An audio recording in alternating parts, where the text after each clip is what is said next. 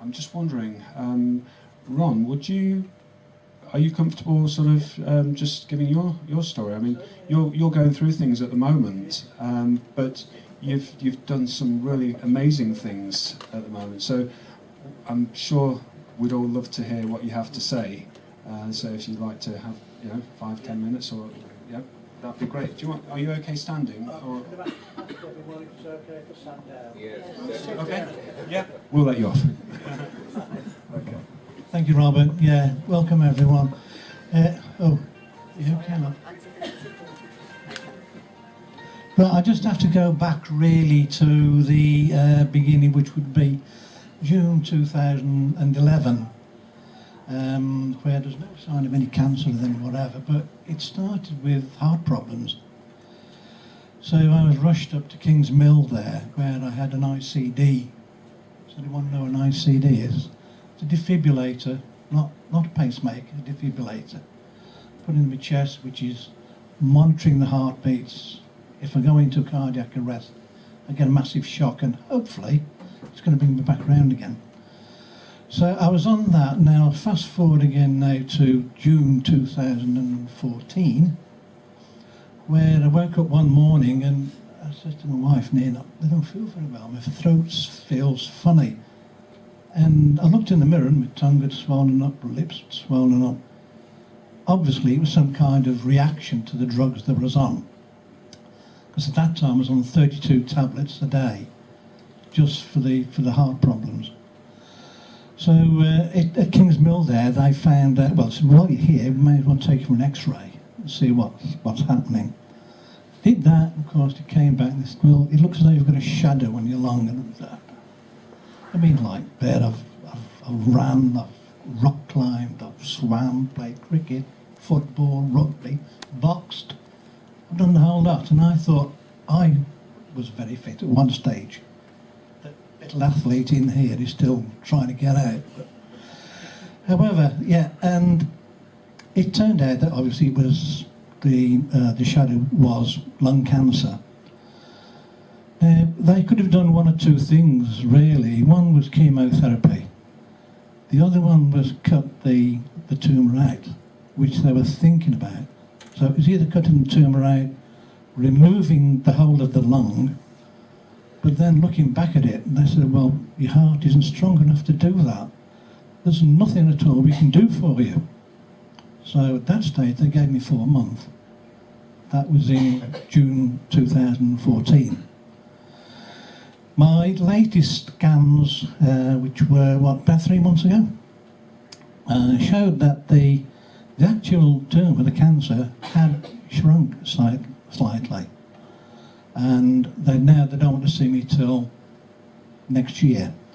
What I've done is, thankfully to Robert and to other people, all the people on Facebook, you know what it's like.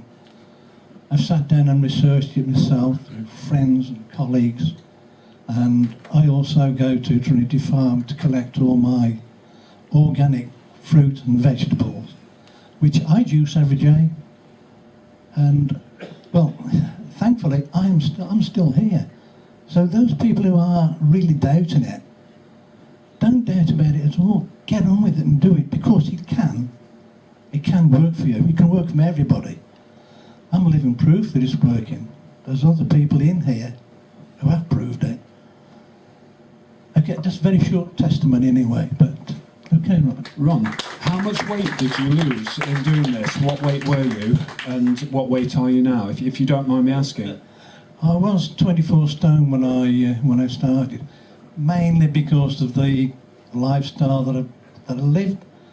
I've been a representative in the licensed trade for 50 odd years with Schweppes, Coca-Cola. Oh, I used to sell it, for heaven's sake. It's killing everyone. So yeah, up to now I've lost 6.5 stone. That's just since in just over 6 months. Another 5 to go.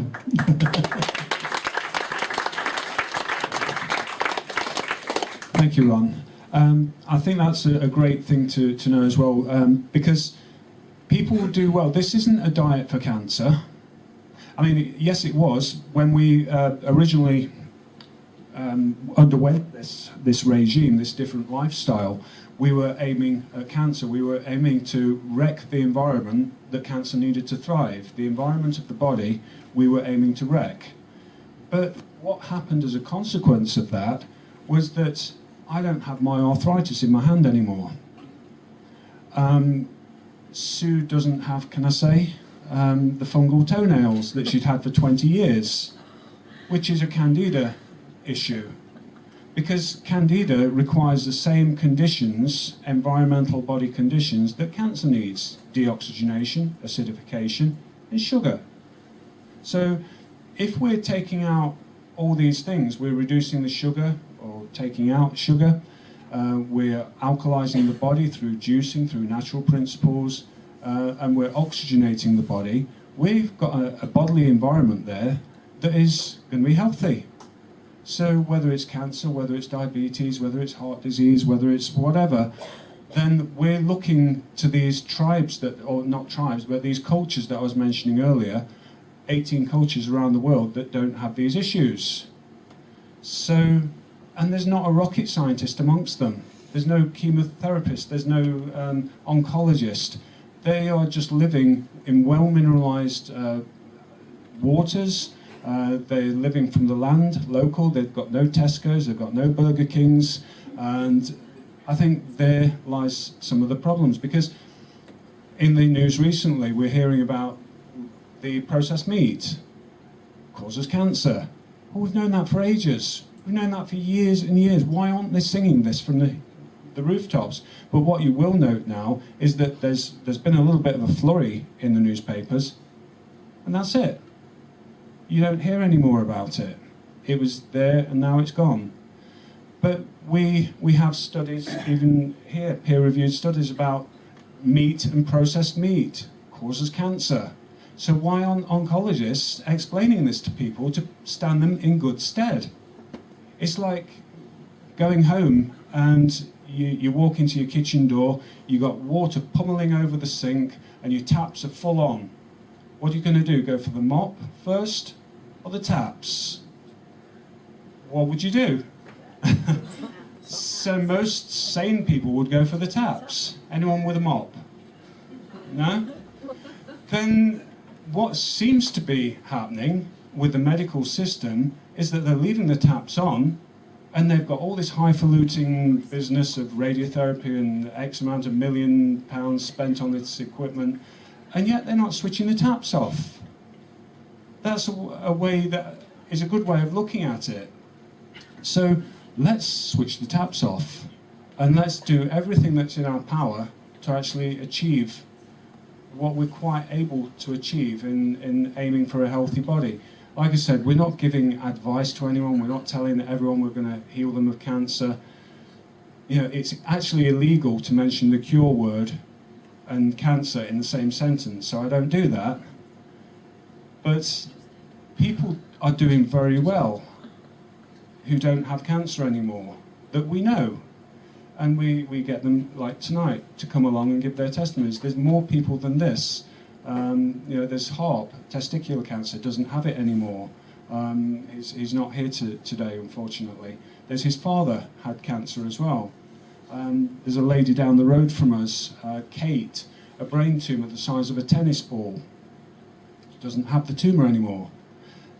Now, these people are real. What we've got to get more on board with is trying to get people's testimonies written down, affidavits, because sometimes we can find ourselves in a little bit of trouble. You would think helping people with cancer and seeing people that don't have cancer anymore, you'd get a Nobel Prize or something like that, or some sort of certificate maybe.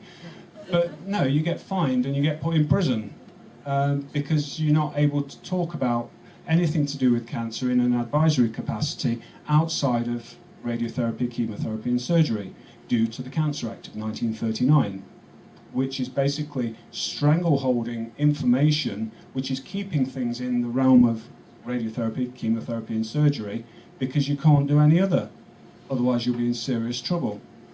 So it's, you know, that's the politics side of things, which we don't really want to go massively into because we'll keep things positive here.